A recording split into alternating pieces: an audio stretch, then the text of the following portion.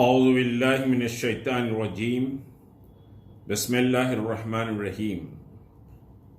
الصلاة والسلام علی امام المتقین وقائد المجاہدین وصلوا علیہ وسلموا تسلیما اللہم صلی علی سیدنا شفینا حبیبنا مولانا محمد وعلی آل سیدنا شفینا حبیبنا مولانا محمد وبارک وسلم۔ آج کا جو عنوان ہے وہ عاشق رسول حضرت سیدنا بلال حبشی رضی اللہ تعالی عنہ کی مختصر حیات طیبہ اور آپ کے عشق کی چھوٹی سی داستان کو ہم آج سمجھنے کی کوشش کریں گے۔ عاشقان رسول صلی اللہ علیہ وسلم کی قیامت تک کے لیے جو بھی تاریخ بیان ہوگی اور اگر اس میں ناموں کا ذکر کیا جائے گا تو بلا شبہ حضرت سیدنا بلال حبشی کے نام کے بغیر وہ تاریخ مکمل نہیں ہوگی۔ بڑی پوری تفصیلات میں تو نہیں جاؤں گا۔ حضرت بلال ایک غلام تھے، بیسیکلی وہ فلپائنی تھے، حبشی تھے اور غلام تھے، امیہ بن خلف کے غلام تھے۔ آپ نے اپنے دل میں اسلام کو قبول کیا۔ جب اسلام ظاہر آپ نے فرمایا تو امیہ بن خلف ایک شدید اور سخت مزاج کا سردار تھا۔ وہ آپ کو طرح طرح کی تکلیفیں دیا کرتا تھا۔ ایک بات سن لیجئے کہ آج جو ایمان ہمارے پاس ہے، جس ایمان کا ہم دعویٰ کرتے ہیں، جس اسلام پر چلنے اور جس عشق کا ہم دعویٰ کرتے ہیں، یہ کیسے عاشقان رسول تھے۔ حضرت بلال، حضرت سمیہ، حضرت عامر، حضرت مصعب بن عمیر، حضرت خباب، ایسے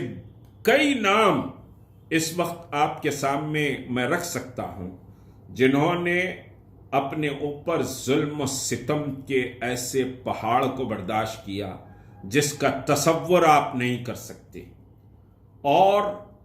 اس ظلم و ستم کے بعد بھی محمد رسول اللہ صلی اللہ علیہ وسلم سے وابستگی اور دین کے تعلق سے ذرہ برابر بھی ان کے قدموں میں جنبش نہیں آئی۔ آج ذرا کچھ استبدادی کیفیت آ جاتی ہے، آج کچھ دباؤ کی کیفیت حکومتوں کی طرف سے یا پھر سمجھیے ایڈمنسٹریشن کی طرف سے آتی ہے تو ہم کمپرومائز کی طرف چلے جاتے ہیں، سمجھوتوں کی طرف چلے جاتے ہیں، راستے ڈھونڈتے ہیں کہ ہماری زندگی کی بقا اور ہمارا اطمینان اور ہمارا سکون کن چیزوں میں میسر ہے، اور دین کے معاملے میں ہم سمجھوتا کر لینا چاہتے ہیں اور کرتے بھی ہیں۔ بہت سی مثالیں ہیں، میں وہ ساری مثالیں آپ کے سامنے اب پیش نہیں کروں گا۔ بہرحال حضرت بلال پر ظلم و ستم کے پہاڑ توڑے جا رہے تھے۔ حضرت بلال خاموشی سے اس کو برداشت کرتے اور عشق میں مزید اضافہ ہوتا، مزید محمد رسول اللہ سے محبت اور عشق میں اس ظلم و ستم سے اضافہ ہوتا۔ چنچلاتی دھوپ میں 50 ڈگری سے زیادہ کی شدت کی گرمی میں جسم سے کپڑے اتار کر ایک کمبے سے آپ کو دھوپ میں باندھ کر کوڑے برسائے جاتے، آپ کے گلے میں رسی ڈال کر مکے کے پہاڑوں پر آپ کو کھینچا جاتا، آپ کے جسم سے خون نکلنا شروع ہو جاتا، اٹھا کے کانٹوں میں پھینک دیا جاتا، لیکن زبان بلال کہتی احد احد، اے ظالموں تم مجھے کتنا بھی مار لو، میرا رب ایک ہے، میرا رب ایک ہے، اور محمد رسول اللہ اللہ کے رسول ہے، میں نے ان پر ایمان لایا۔ یہ ایمان کی قوت اور ایمان کی طاقت ہے۔ ہم عشق کا جو دعویٰ کرتے ہیں، ذرا ہم اپنے ایمان کو ذرا ٹٹول لیں کہ ایسے استبداد اور ایسی پریشانیاں اور ایسے ظلم کے آگے کیا ہمارا ایمان مستحکم رہ سکے گا؟ اگر نہیں ہے تو پھر اس ایمان کو مستحکم بنانے کی ہم کوشش کریں۔ بہرحال امیہ بن خلف کے پاس سے حضرت ابوبکر بھی سامنے سے جاتے، بلال پر ظلم کو دیکھتے۔ ایک وقت حضرت عمر نے، حضرت ابوبکر رضی اللہ تعالیٰ عنہ نے یہ سوچا کہ کیوں نہ بلال کو آزاد کرا لیا جائے۔ چنانچہ امیہ بن خلف سے آپ نے مال کے تعلق سے کہ کتنی قیمت لوگے طے کیا۔ امیہ بن خلف لالچی آدمی تھا، بہرحال دگنی قیمت بولا،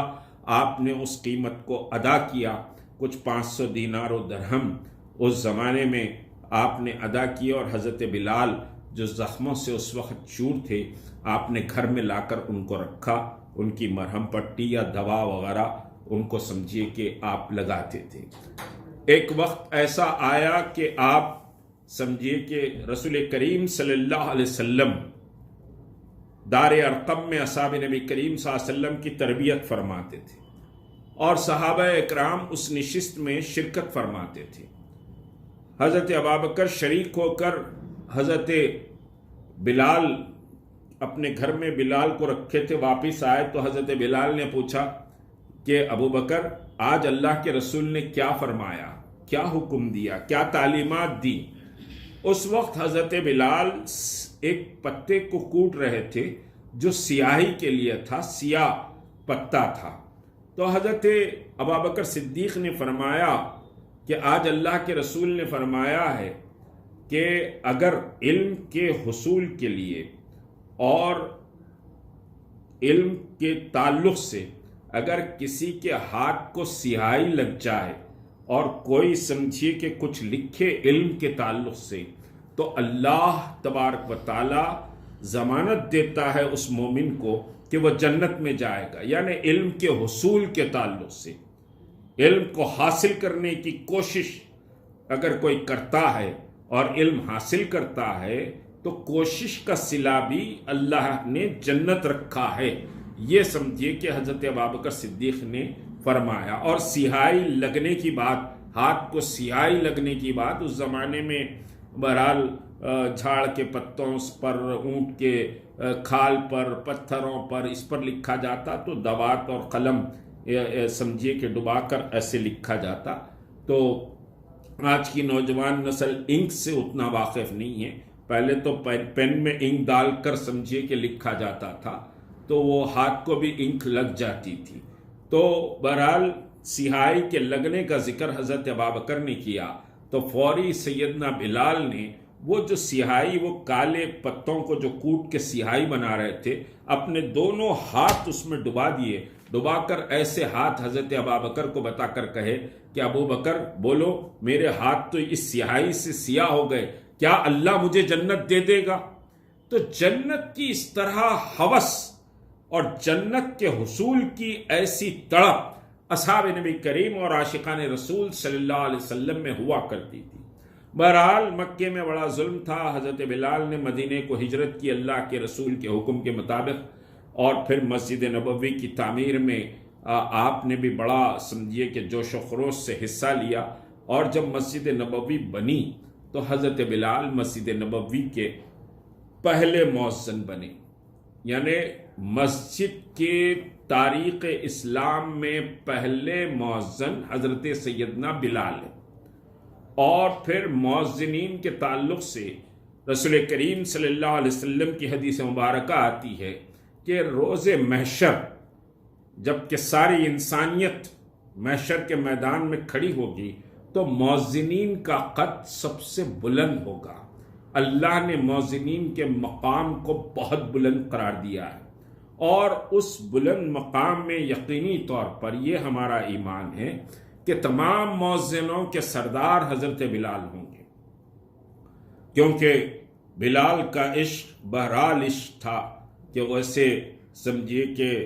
یہ جو عشق کے جتنے کہانیاں ہیں وہ ساری کہانیاں بلال کے عشق محمد کے آگے صلی اللہ علیہ وسلم مان پڑ جاتی ہیں، چاہے لیلا مجنوں کی کہانی ہو، چاہے کسی اور کی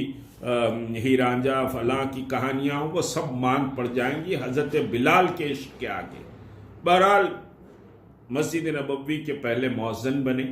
اور ایک بات آپ کو بتلا دوں، جب مسجد نبوی بنی تو 3 کمرے مسجد نبوی میں بنے، یعنی 3 حجرے۔ ایک حجرہ محمد رسول اللہ صلی اللہ علیہ وسلم کا، جو آج جہاں آپ آرام فرما رہے ہیں، جس کو ہم گنبد خضرا کہتے ہیں۔ دوسرا حجرہ، دوسرا کمرہ مال غنیمت جو تحفے تحائف رسول کریم صلی اللہ علیہ وسلم کو آتے تھے، وہ سمجھیے کہ ایک اور کمرے میں رکھے جاتے تھے، اور پھر ایک اور کمرہ تھا جو باہر سے لوگ ملاقات کے لیے آتے رسول کریم صلی اللہ علیہ وسلم سے، تو وہ ملاقات کے لیے ایک علیحدہ کمرہ بھی مسجد نبوی میں تھا۔ تو یعنی 3 حجرے، 3 کمرے مسجد نبوی میں بنائے گئے تھے۔ تو یہ تینوں کے بھی انچارج حضرت سیدنا بلال حبشی رضی اللہ تعالیٰ، یعنی بیت المال میں جو بھی سامان آتا، جو بھی تحفے تحائف آتے، وہ سب حضرت بلال کو دیے جاتے، وہ کمرے میں لے آ کے رکھ دیتے، اور پھر اللہ کے رسول کے حکم کے مطابق اللہ کے رسول نے فرمایا کہ بلال یہ چیز فلاں کو دے دو، وہ حضرت بلال ان کو دے دیتے۔ تو ایک لحاظ سے اس زمانے کے فینانس منسٹر حضرت بلال ہوئے، اور جو باہر کے وفود آتے وہ کمرے کے انچارج بھی حضرت بلال تھے۔ اب حضور صلی اللہ علیہ وسلم کے گھر کے بھی تمام امور کے انچارج اور ذمہ دار سیدنا بلال تھے، یعنی جو سمجھے ہیڈ آف دی اسٹیٹ ہے، یعنی پریزیڈنٹ کہیے، پرائم منسٹر کہیے، ہیڈ آف دی اسٹیٹ کہیے، چیف ایگزیکٹو کہیے آج کی لینگویج میں، اس گھر کے انچارج حضرت بلال تھے۔ تو بہرحال یہ حضرت بلال کا مقام و مرتبہ تھا۔ اور پھر جنگ بدر کے ناظم، یعنی انتظامات کرنے والے تمام، سمجھیے کہ صحابہ کیسے سوئیں، کیا کھائیں، کیسے سمجھیے کہ ان کی ضروریات کی تکمیل ہو، جنگ بدر کے ناظم بھی سیدنا بلال حبشی تھے۔ اور بلال کا عشق اس طرح سے تھا کہ بلال سمجھیے کہ محمد رسول اللہ صلی اللہ علیہ وسلم کے حجرے کے دروازے کو تکتے بیٹھتے کہ آقا کب نکلیں اور میں آقا کی صورت، اور جب تک اللہ کے رسول مسجد نبوی میں ہوتے یا کہیں بھی بلال ساتھ ہوتے تو سوائے رسول کریم صلی اللہ علیہ وسلم کے چہرے اقدس کے کچھ اور بلال کی نظر کسی اور طرف نہیں جاتی، اور اس سے بڑھ کر بھی کوئی عبادت نہیں تھی بلال کے پاس کہ رسول کریم صلی اللہ علیہ وسلم کا دیدار اور رسول کریم صلی اللہ علیہ وسلم کو دیکھتے رہتے ٹکٹکی باندھ کر۔ تو یہ بلال کا سمجھیے کہ بہت بڑا مقام ہے جو کسی اور کو حاصل نہیں ہوا۔ جتنا رسول کریم صلی اللہ علیہ وسلم کو بلال نے دیکھا، اتنا سمجھیے کہ ازواج مطہرات بھی شاید نہیں دیکھے ہوں گے۔ ایک گمان ہے، کیونکہ مسجد نبوی میں تکتے رہتے، گھر میں سارے امور حضرت بلال دیکھتے، اور رسول کریم صلی اللہ علیہ وسلم جہاں جا رہے ہیں حضرت بلال ساتھ ہے، اور رسول کریم صلی اللہ علیہ وسلم کے چہرے اقدس پر اپنی نگاہیں سمجھیے کہ مرکوز کیے ہوئے ہیں۔ تو یہ حضرت بلال کا سمجھیے کہ عشق تھا۔ اور پھر اب سمجھیے کہ پورا مسجد نبوی کا مسئلہ رہا۔ اور ایک بات بتلا دوں کہ جب مکے کی فتح ہوئی اور مکے کعبۃ اللہ پر، ایک تو مسجد نبوی میں یعنی دنیا کی تاریخ کے سب سے پہلے مؤذن جو اذان بلند کیے، مسجد نبوی سے اذان ہوئی،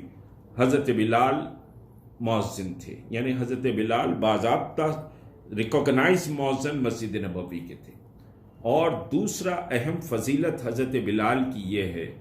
کہ جب کعبۃ اللہ فتح ہوا، 360 بتوں کو نکالا گیا،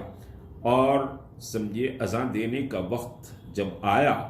تو بہت سے لوگوں کے دل میں تمنا تھی کہ اللہ کے گھر پر چڑھ کر ہم اس کی کبریائی کا، ہم کو اعلان کرنے کا یہ شرف ہمارے ذمہ آئے، ہمارے جھولی میں پڑے۔ لیکن اللہ کے رسول صلی اللہ علیہ وسلم نے فرمایا، بلال کعبے کی چھت پر چڑھ جاؤ اور اذان کو بلند کرو۔ تو کعبۃ اللہ میں بھی سب سے پہلے اذان